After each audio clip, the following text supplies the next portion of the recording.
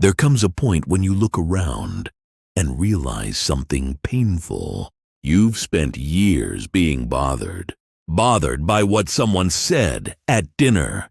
Bothered by what your boss thinks of you. Bothered by whether your neighbors approve of your choices. Bothered by comments from people who will never fully understand your life. And somewhere in all that worrying, all that adjusting yourself to fit what other people expected, precious time has quietly slipped by. Here's the truth nobody tells you. The ability to be unbothered isn't something you're born with. It's not a personality trait reserved for the lucky few who just don't care. It's a skill. It's a discipline.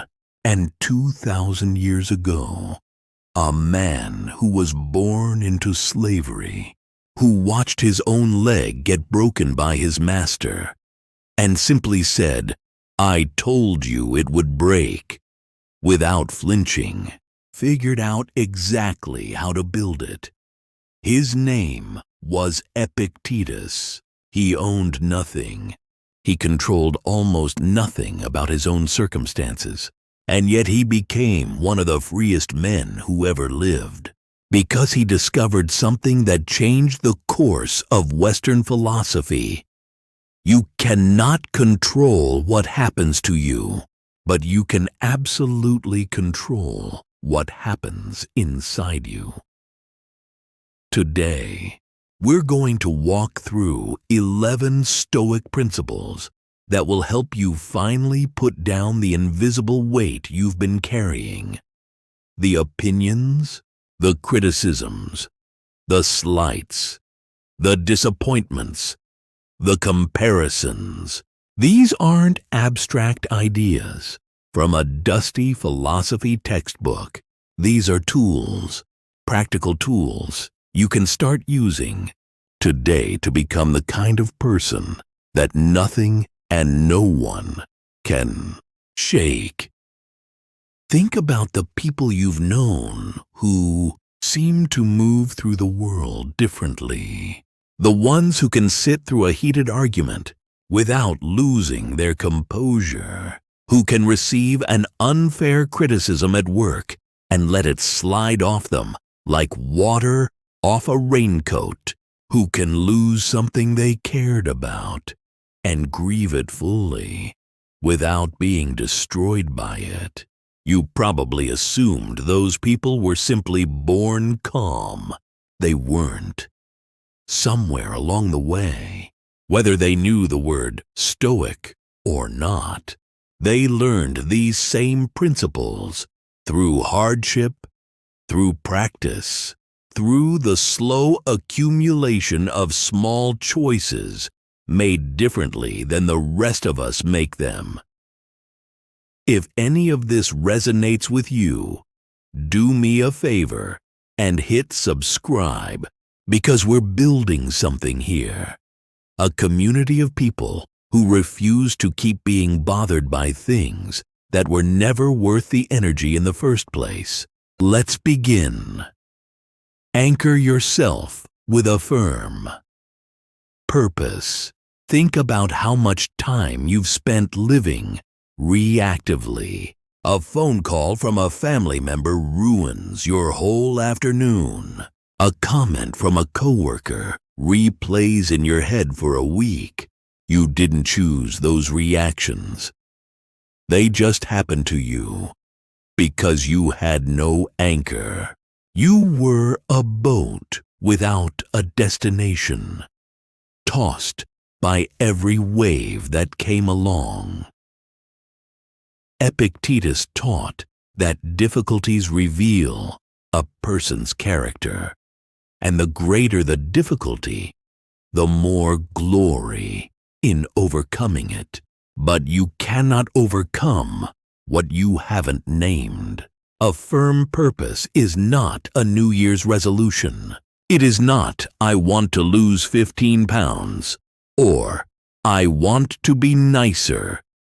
It is a deep, honest answer to the question, What do I actually stand for?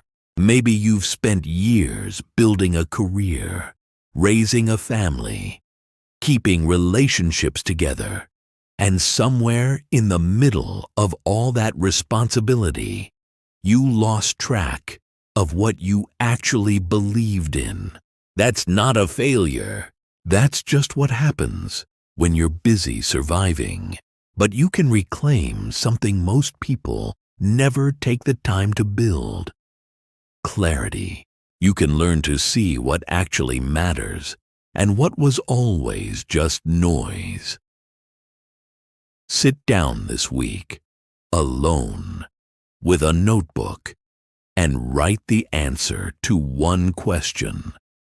What kind of person do I want to be known as? Not what you want to accomplish, who you want to be. That answer becomes your anchor.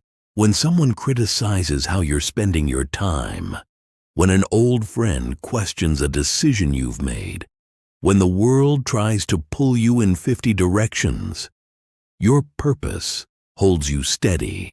It doesn't argue with the wind. It simply doesn't move. A firm purpose isn't something that appears overnight. It's built through honest reflection, through being willing to let go of who you thought you were supposed to be. And once it's there, once it's real, nothing anyone says about you can shake it, because you already know the truth about yourself. Think of someone who spent years working a job that everyone around them admired. Good title, good paycheck, good story to tell at parties, and who felt strangely empty the entire time because the purpose behind the job was never actually theirs. It belonged to their parents or their partner, or the version of success they'd absorbed from everyone else's expectations. It took a genuine crisis, a layoff, a burnout, a wake-up call, before they finally asked themselves what they actually wanted to stand for. The answer had nothing to do with a title. It had to do with creating something honest, helping people directly, and building a life that didn't require an audience to feel worthwhile. The job changed. The purpose didn't. That's the difference between a role and a purpose. One can be taken from you, the other cannot. Guard your mind like your front door. You wouldn't let a stranger walk into your house and rearrange your furniture. You wouldn't let someone track mud across your clean floors.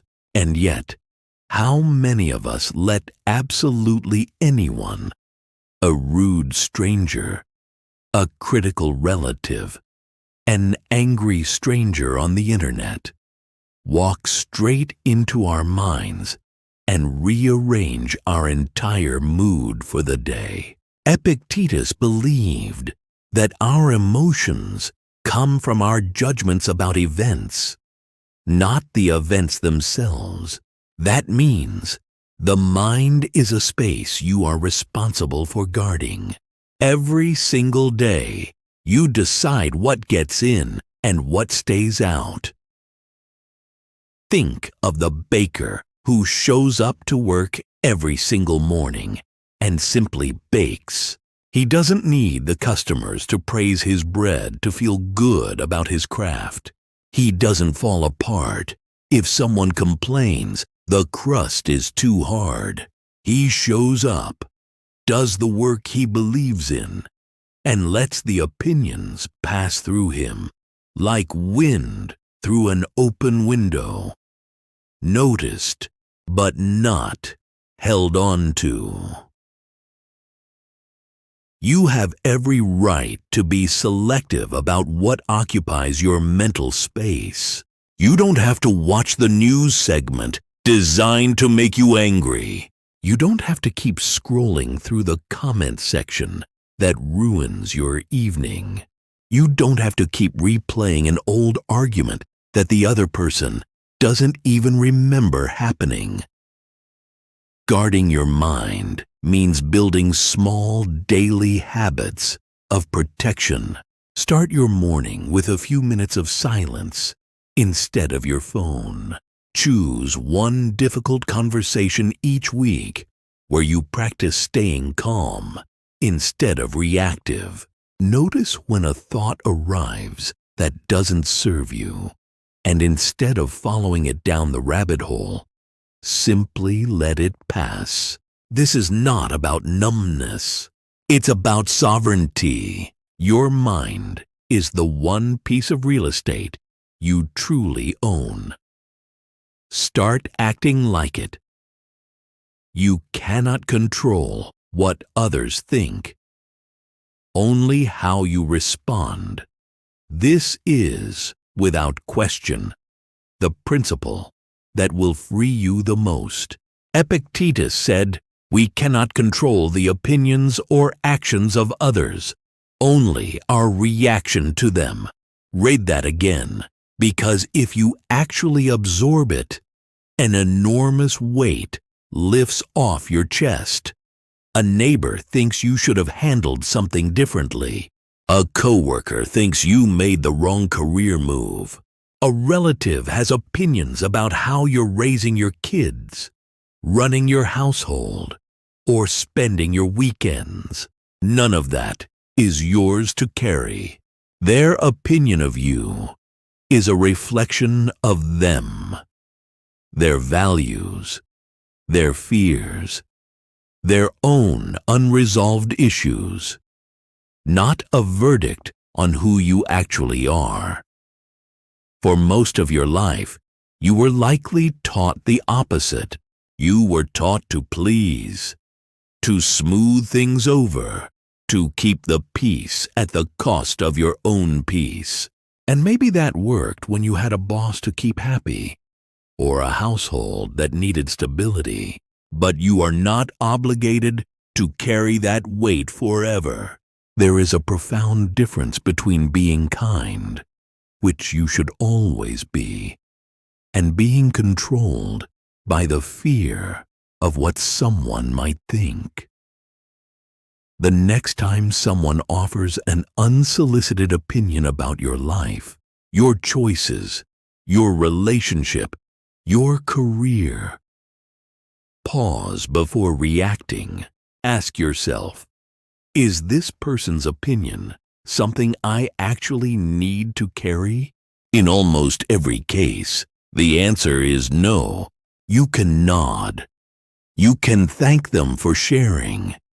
And you can walk away completely unchanged, because their opinion was never yours to hold in the first place. That is not coldness. That is freedom. Consider someone who decided to leave a stable, well-paying job to start something of their own. Almost immediately, opinions arrived from every direction. A sibling thought it was reckless. A close friend thought it was a phase. A coworker simply couldn't understand why anyone would give up such a good position. None of those people were going to live that decision for them. None of them carried what that person carried in the quiet hours of the evening, weighing the risk against the pull of doing something true to themselves. They learned, slowly, to hold other people's opinions the way you'd hold a leaf that landed on your sleeve. Notice it, acknowledge it, and let it fall away without a fight. They made the leap, and the people who judged the decision eventually moved on to judging something else entirely, because that is what unowned opinions always do. 4. Handle criticism like a person who knows exactly who they are. Nobody enjoys criticism, but there's a specific kind of pain that criticism causes when you don't yet know who you are. When someone's harsh words can reach all the way down and rattle your foundation.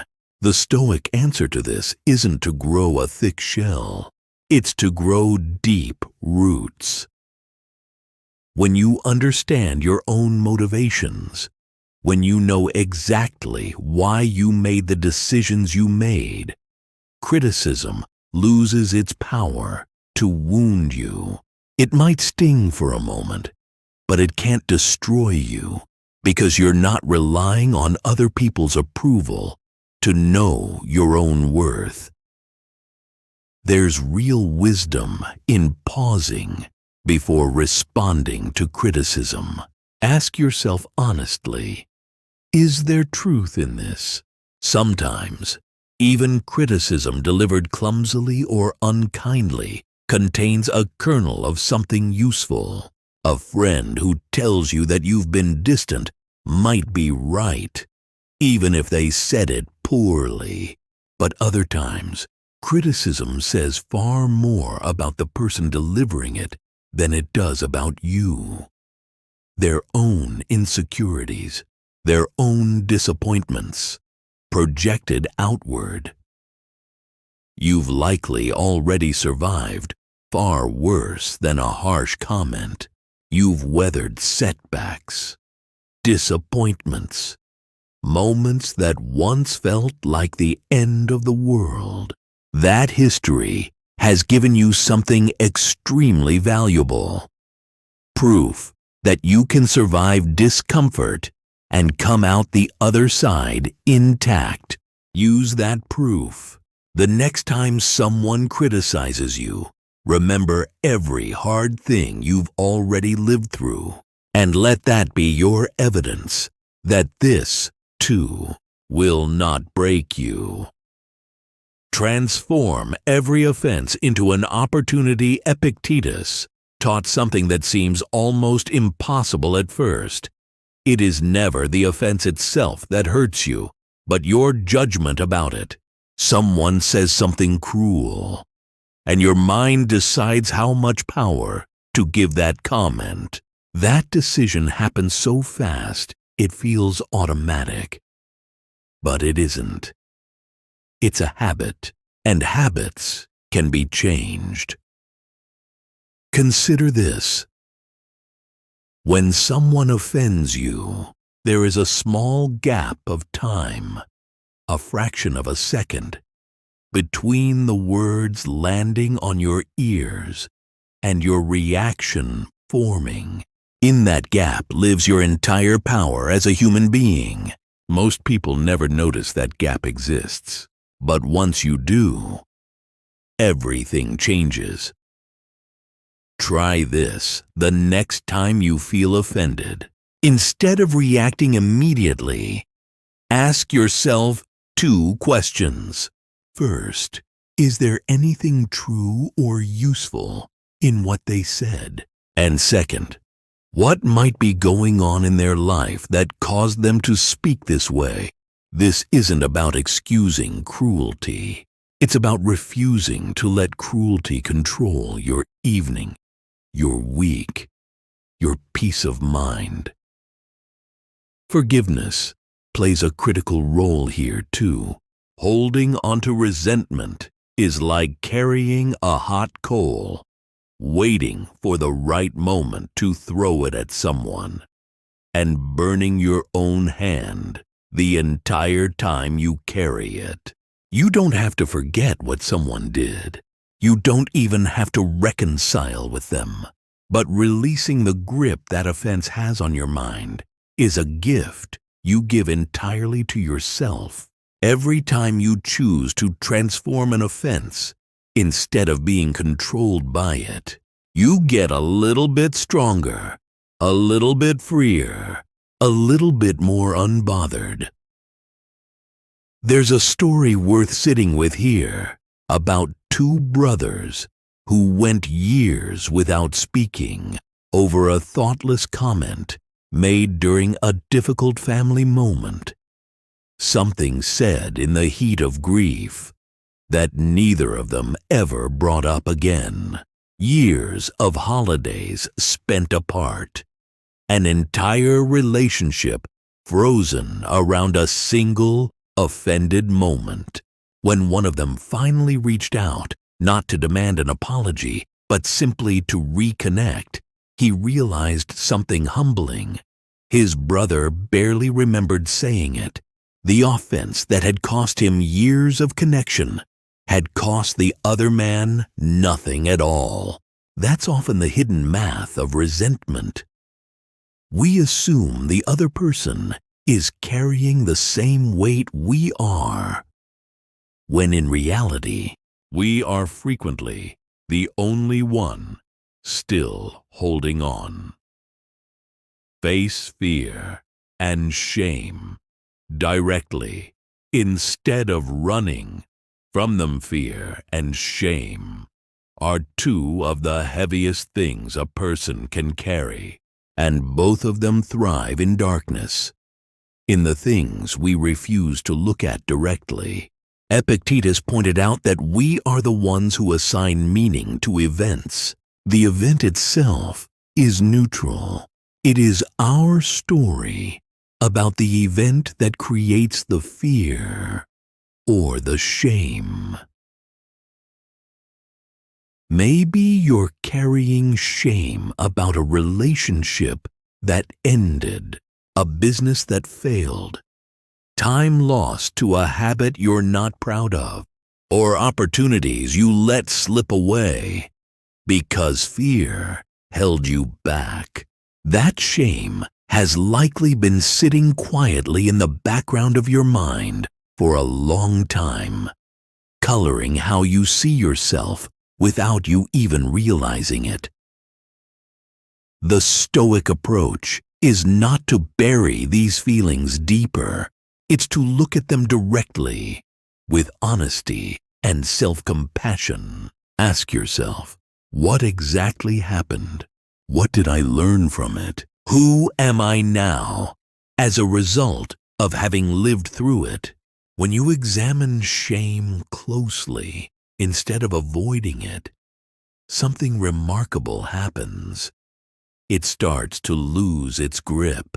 It stops being a monster in the dark and becomes simply a chapter in a much longer story. One that doesn't define the whole book. The same is true of fear. Fear of being judged. Fear of failing. Fear of not being enough. Fear of starting over. These fears grow enormous in the shadows of avoidance. But when you name them specifically, when you say out loud exactly what you're afraid of, they shrink down to a manageable size. You don't have to defeat fear in one dramatic moment. You defeat it the way you defeat anything worthwhile. One honest, small step at a time.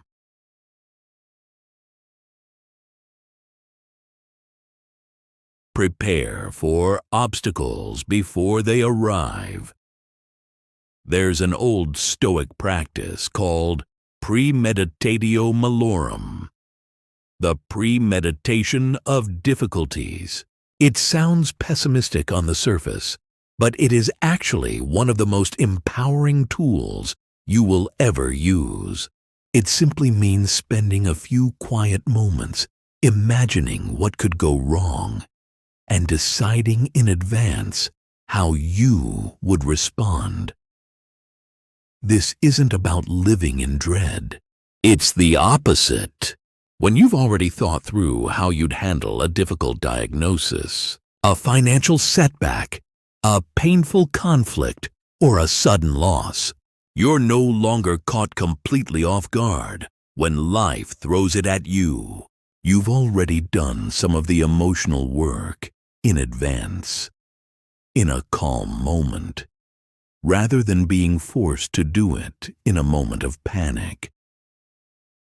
Think about the areas of your life where uncertainty causes you the most anxiety. Maybe it's your health. Maybe it's your finances. Maybe it's watching someone you love make choices you're worried about. Instead of pushing those worries away, spend 15 minutes actually sitting with them. What would you do if that happened? What resources do you already have? Who could you call? What has gotten you through hard times before? This kind of preparation builds something incredibly valuable. The quiet confidence that comes from knowing you can handle whatever comes next. Not because you're certain nothing bad will happen, but because you trust yourself to face it when it does. That trust in yourself is the real foundation of being unbothered. It has nothing to do with controlling the future. It has everything to do with knowing who you'll be when the future arrives. Someone once described spending an evening imagining what they would do if they ever received a serious health diagnosis, not out of morbidity, but out of clear-eyed preparation. They thought through who they would call first, what questions they'd ask the doctor, how they'd want to spend their time if the news were bad. Later, when a difficult phone call actually came, they were still frightened. No amount of preparation removes fear entirely. But they were not lost. They already knew their first 3 steps. They weren't improvising in the middle of the worst moment of their life. That's the quiet gift of premeditatio malorum. It doesn't prevent the storm, but it makes sure you're not searching for the umbrella while you're already soaked. Build real inner strength through self-awareness. Epictetus said something that deserves to be written on the wall of every home. It is not what happens to you, but how you react to it that determines your life.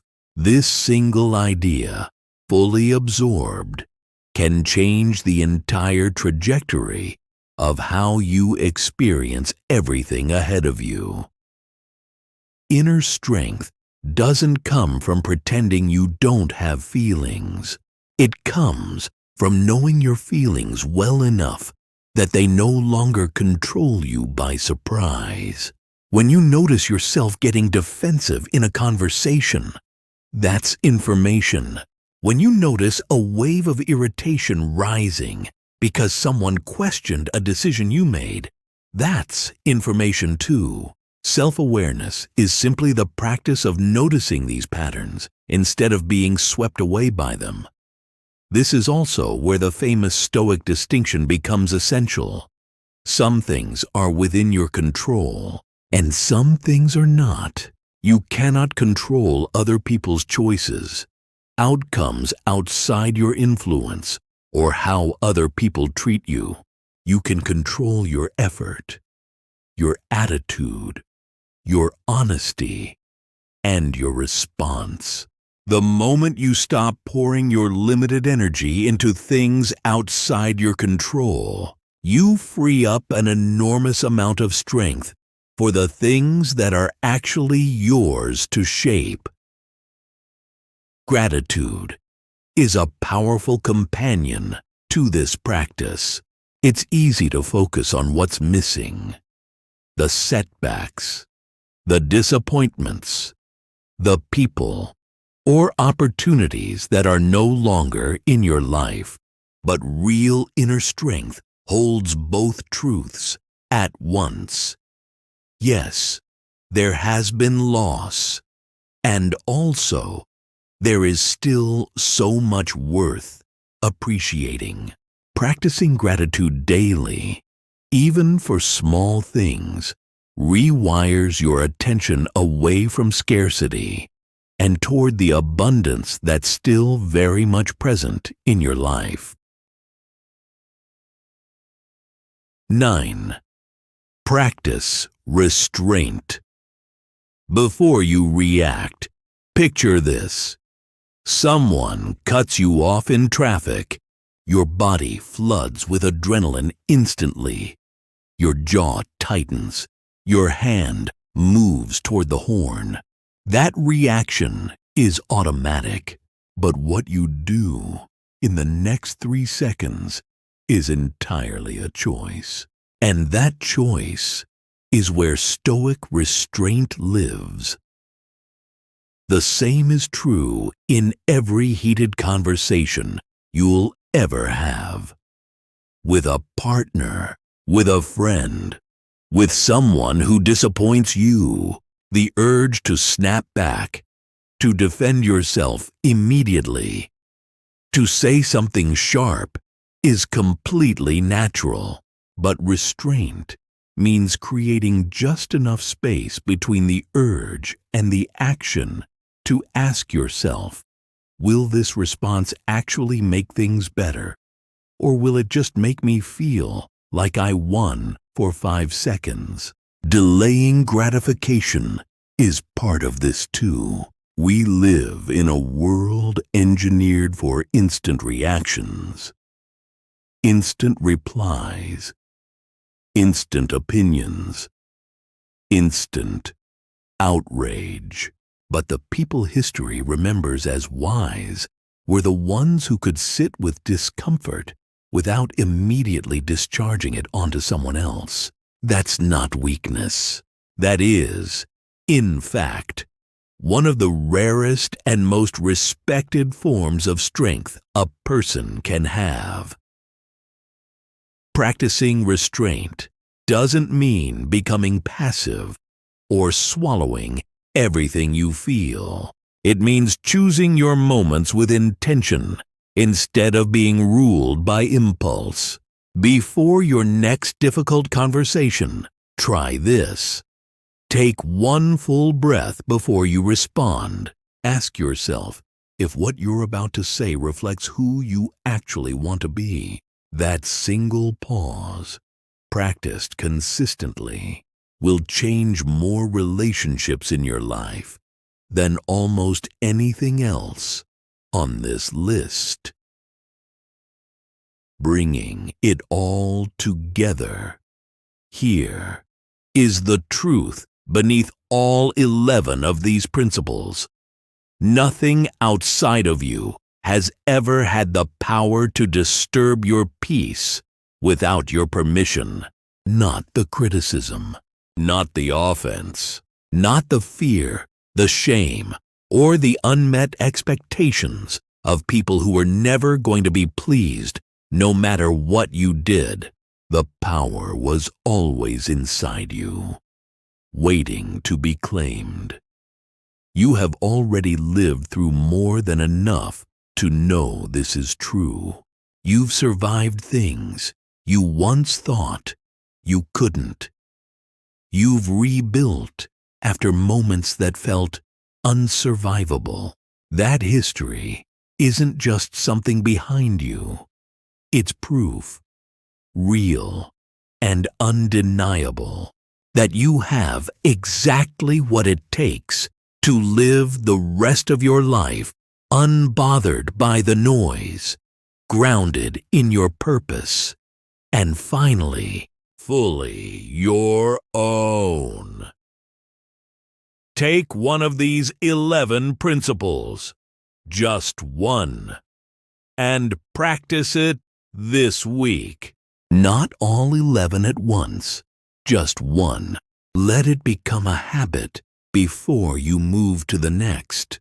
This is not a race. It's a return. a return to the calm, grounded, unshakable version of yourself that was always in there, waiting for you to stop performing and start living. Somewhere out there, right now, is a version of you, a year from now, looking back at this exact moment. That future version of you either remembers today as the day nothing changed, another video watched, another idea admired and then forgotten, or remembers it as the quiet turning point, the day the weight actually started to lift. You get to decide which one it becomes, not through some dramatic transformation, but through the small, unglamorous choice to try just one of these principles this week, and then the next week, and the one after that.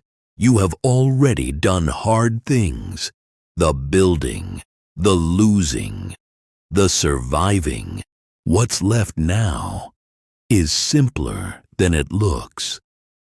The freedom to finally live on your own terms, unbothered by the noise that was never yours to carry in the first place. If this gave you something to sit with today, subscribe and stay with us for what's coming next. Stay steady, stay grounded, and remember, the road ahead of you can be the freest, most peaceful stretch you've ever walked. 10. Accept what you cannot change, and act fully on what you can. Acceptance is often confused with giving up, but in Stoic philosophy, it's the exact opposite. It's the starting point of all effective action. When you resist a reality that has already happened, a diagnosis, a loss, a relationship that ended, a plan that didn't go the way you wanted, you spend enormous energy fighting something that cannot be changed, energy that could instead be used to move forward. This doesn't mean you don't grieve. Grief is real, and it deserves space. But there's a difference between grieving something honestly and refusing to accept that it happened at all. Acceptance says, this is real. This happened. And now I get to decide what I do from here. That single shift from, why is this happening to me? To, given that this is happening, what's my next right step? Is one of the most liberating shifts a human being can make. Letting go of perfectionism belongs here, too. So many people spend years chasing an impossible standard. The perfect career, the perfect family, the perfect plan, and end up missing the actual, imperfect, beautiful life that was happening the whole time. Accepting your own limitations, your own past mistakes, your own humanity isn't settling.